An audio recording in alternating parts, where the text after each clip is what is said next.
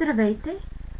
С това видео вие ще се научите как да вмъквате таблица, фон на страница и рамка на страницата в LibreOffice Writer. Винаги, когато създавате таблица, оставяйте поне един ред над нея свободен, за да може на него, ако се налага, да добавите текст. След като сте избрали мястото за таблицата, отиваме на менюто таблица и избираме вмъкване на таблица. Трябва да посочим колко колони, колко реда ще бъде нашата таблица. Разбира се, по всяко време можем да добавим колони и редове или да изтрием колони и редове. Като начало, нека ние да уточним, че искаме таблица с 4 колони и 4 реда, след което натискаме вмъкване. Веднага ни се активират инструменти, с които можем да работим вътре в таблицата. Съответно, първите са за вмъкване на редове и колони, другите са за изтриване. Имаме и инструмент за сливане на клетки. Можем да сливаме хоризонтално и вертикално. Той се активира, когато обаче сме маркирали съответните клетки. Нека ние да направим наистина едно сливане. Например, на ето тези две клетки ще искаме да ги слееме вертикално. След като сме ги маркирали, инструмента за сливане на клетки се активира, кликваме върху него и клетките са вече сляти.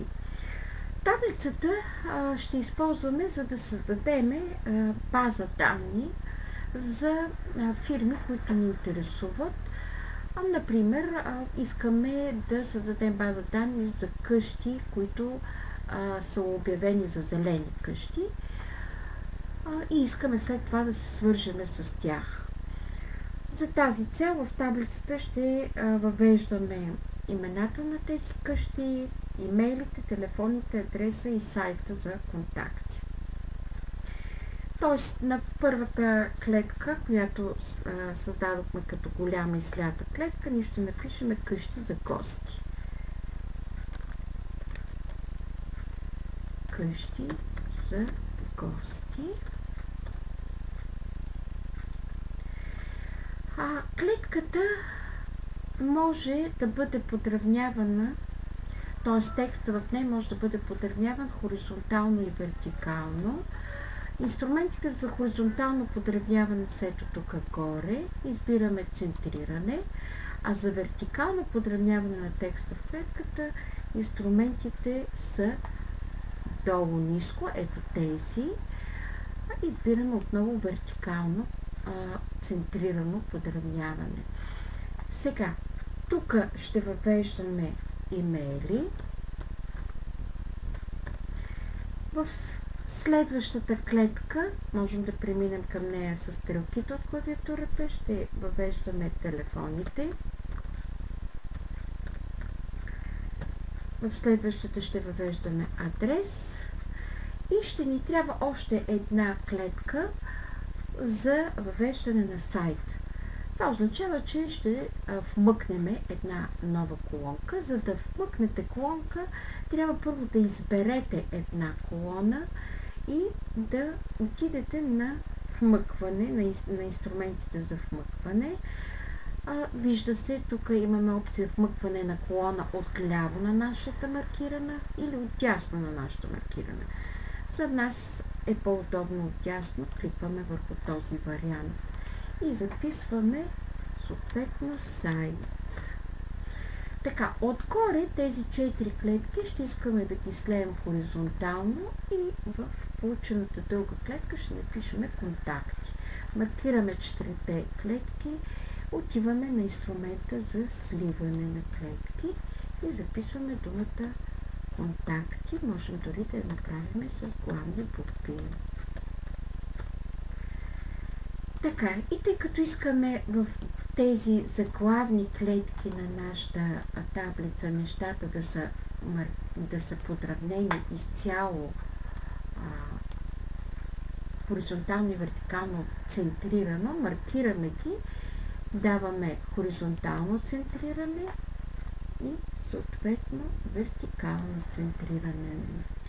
Така както сме маркирали, можем да направим болд съответно на текста, можем да зададем и някакъв цвят на този текст, ако решиме. И също така можем да зададем и фон на клетката.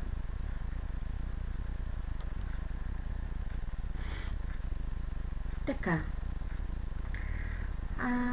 Как ще си намерим нашите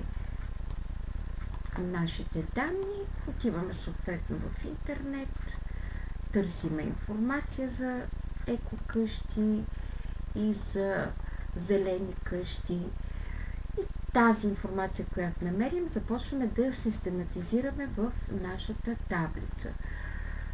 Ето, например, тук имаме Ергирови къщи, които имат сертификат за екокъща. Веднага ни излиза информация за тези къщи. Започваме да копираме тази информация и да си я поставяме в нашата таблица. Имаме съответно телефон за контакт.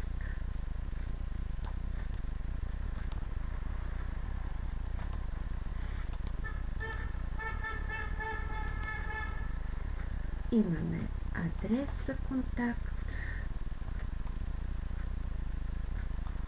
и лицето, което можем да потърсим.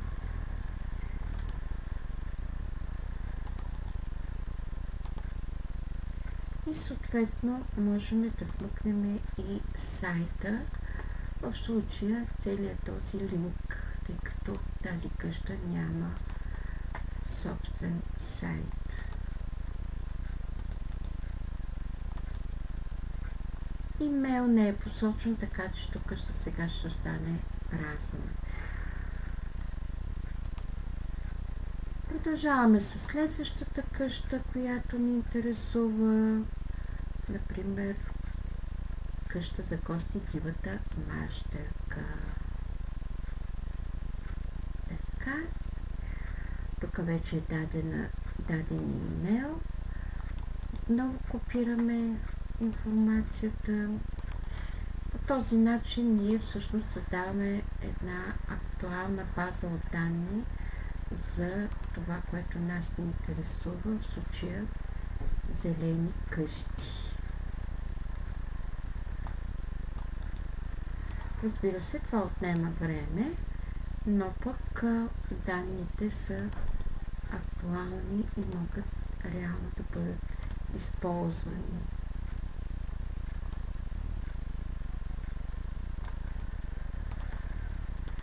Така, ето ни и телефона. Накрая можем да си форматираме и цялата табличка по начин, по който ние искаме, ако решим. Така, можем да зададем също болт на всичко, което сме въвели, за да се вижда по-добре. Можем да разширяваме съответно клетки и редове. Така, в тези клетки можем да поставяме изображения, можем да поставяме всякакви фигури. Следващото, което ще покажем на тази страница, е форматиране на самата страница. Отиваме на менюто форматиране, страница избираме, отваряме за прозорец, в който искаме да посочим какво ще форматираме на нашата страница.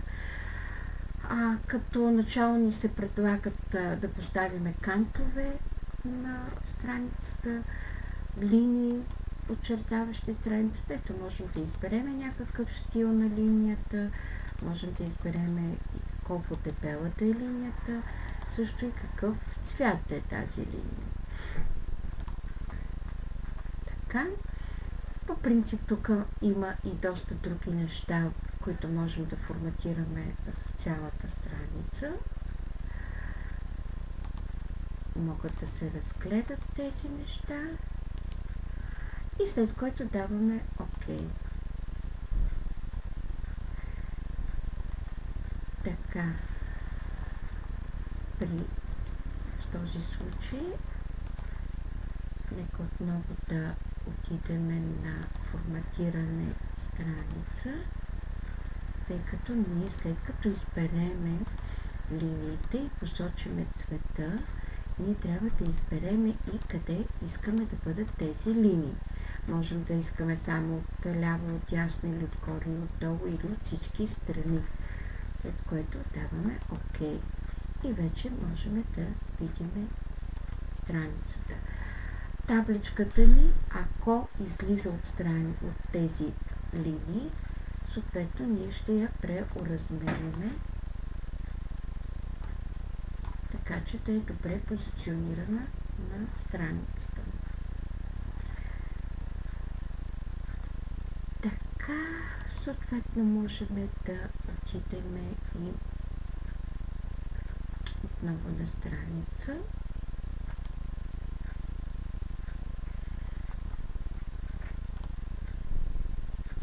За да видим какви са размерите, какви са полетата.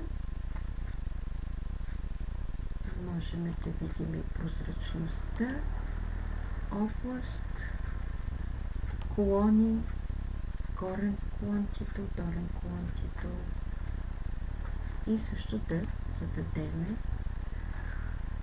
някакви настройки. Благодаря ви за вниманието и лека работа с LibreOffice Writer.